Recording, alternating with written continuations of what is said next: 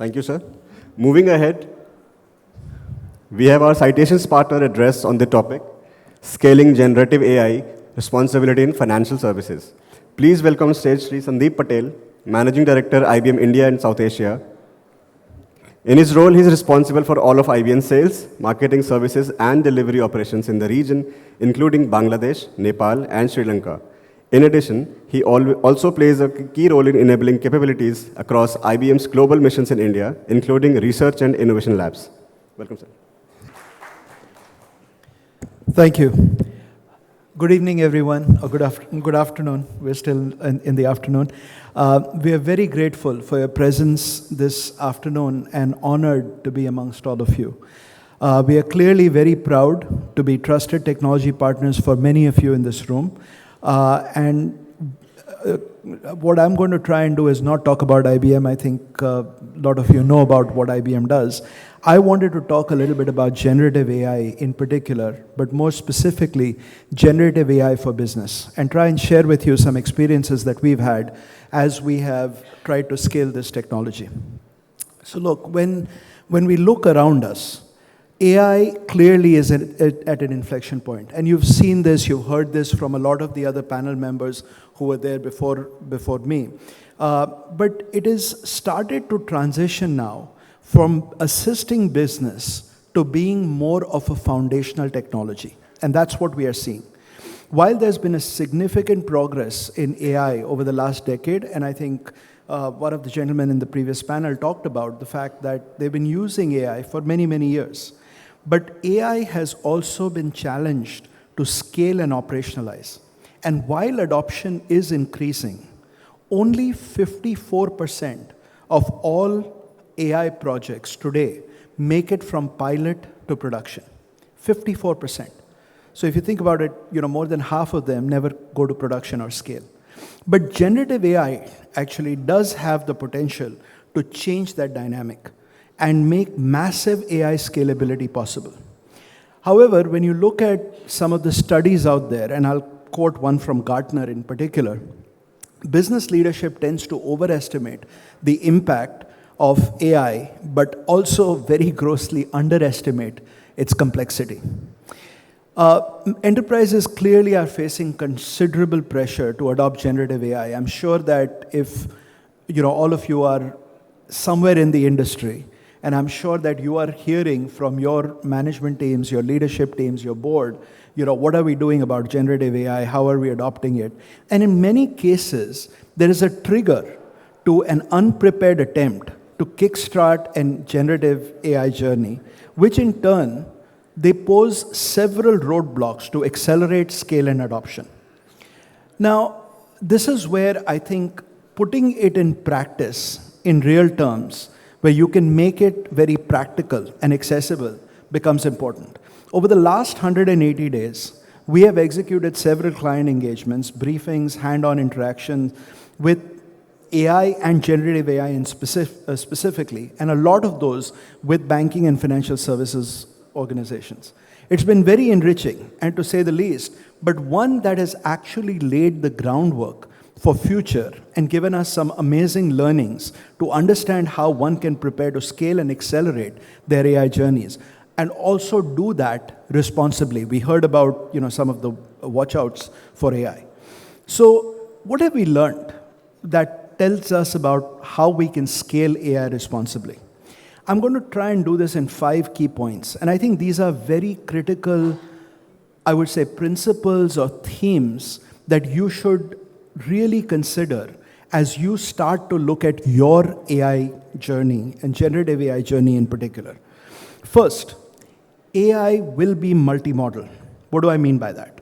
So one model will not rule at all. In fact, 60% of enterprises are leveraging a combination of models. They'll get models from us, IBM, they'll get open source models, they'll have their own proprietary models, and those of other companies. So this is actually a given. You will see this happening.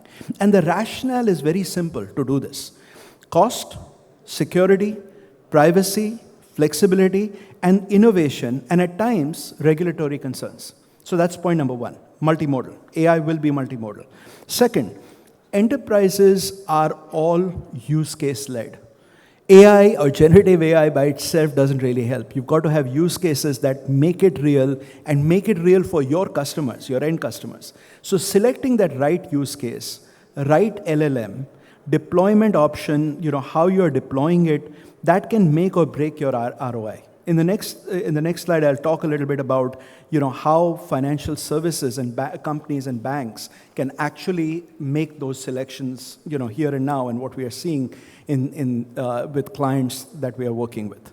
For AI to work, it must be built responsibly, and that's the third point. That's a very critical point. The backbone of any new technology is trust. Despite recent innovations, AI still faces tremendous hurdles. It can be error-prone, confidently generate plausible yet incorrect responses, and can even be tricked into ignoring program constraints to perform potentially harmful actions. So you really need to have that in perspective. Generative AI pilots have not made it to production due to challenges with data quality, access, security. In many of our pilots, we saw that enterprises with the high data wealth were gaining an edge. Enterprises, for example, with data that is accessible, of the right quality, secure, and that they can trust, typically generate about 2 times ROI on AI projects. So the issue around data quality and others is really important. And the last point I want to make on this slide is while early in their journeys, enterprises are calling out for help on how to tie experimentation with business value, even as they are experimenting with multiple vendors. At the end of the day, if it doesn't generate business value and actually create a multiplier effect for what you're doing for your customers, what you're doing for your operations in terms of driving efficiencies, etc., it really falls flat, right? So one of the first things to do, and this is where I want to delve into specifically financial services, but more importantly, what are some of the use cases that we are seeing, right? So one of the first things to do, as we discussed earlier, is to select and prioritize use cases for Gen AI adoption. For banking, we are seeing Gen AI being prioritized for areas that have a high labor cost or cost concentration. They involve large document handling. They often see process delays where you can actually automate or augment the whole process automation around it, have gaps in risk management or in certain technology systems. So the best opportunities to drive benefit from AI in business today are certain imperatives. So agent assist, we saw that in the earlier slide, and this is actually some areas where we are finding use cases that banks and financial services companies are actually starting to see business value. Digital labor is another area. Security operations, and we heard from the previous panel about how AI infused into security operations is really making a difference, where you are taking the human element and judgment element out of security operations, which is just so important for our industry today. And then also for code modernization. So as you start to scale up and continue with your digitization journeys, this is where AI can really help with accelerating code modernization, etc. So this is probably the last aspect that I want to talk about, and I think one of the most critical ones is responsible AI. Organizations need to chart a course to define how they will balance in using this cutting-edge technology to both speed innovation, but also really infuse in it our age-old principles of integrity and trust, and make it not just AI, but responsible AI. This is something that we have been big advocates of. We have done a lot of work in terms of advocating how data should be used, how we use client data, and so on. We've been doing that for many, many years now. But we actually believe that responsible AI is built on 5 key pillars of trust. First, explainability. Any AI system's ability to provide human interpretable explanation for its predictions and insights is really important. You've got to know, how have they come up with a recommended solution, even if it is an assisted AI, right? You've got to know the explainability and how did the model explain the outcome. Second, fairness. Equitable treatment of individuals or groups by an AI system. And it depends on the context in which the AI system is being used. Third, robustness. An AI system's ability to effectively handle exceptional conditions such as abnormalities that come in the input and the data that comes in through it. Transparency, again, really, really important. An AI system's ability to effectively handle exceptional conditions, but more importantly, to include and share information on how it has been designed and developed. Really, really important. So, it ties back to the explainability. You need to understand how the results were arrived at, but also need to have a transparency in terms of how it was developed and designed. And lastly, privacy. AI systems must prioritize and safeguard consumers' privacy and data rights. And actually, given where we are going as a country with our data protection bill and so on and so forth, this becomes really, really important. And actually, these principles, if you think about these principles, they go back to the point I made, in the first, as I started my presentation, which is you will, based on how you are driving responsible AI, will lead you to make decisions about use cases, about how you're deploying it, what kind of technology you're using to deploy it, and so on. So throughout our 100-plus-year journey, we have been putting ethics very much at the forefront, which are defined by our principles for trust and transparency.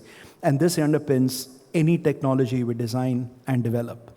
So choosing to keep that rich legacy alive, we at IBM clearly have pledged the use of responsible AI. I actually have my badge, and I would encourage all of you, it's just outside this door. We have badges available out there, and all it says is, I love responsible AI. And I would encourage all of you to take that pledge, because it's really important in our industry and any industry, today, tomorrow, and always. Thank you so much for your time. Thank you, sir, for the insightful journey on this topic.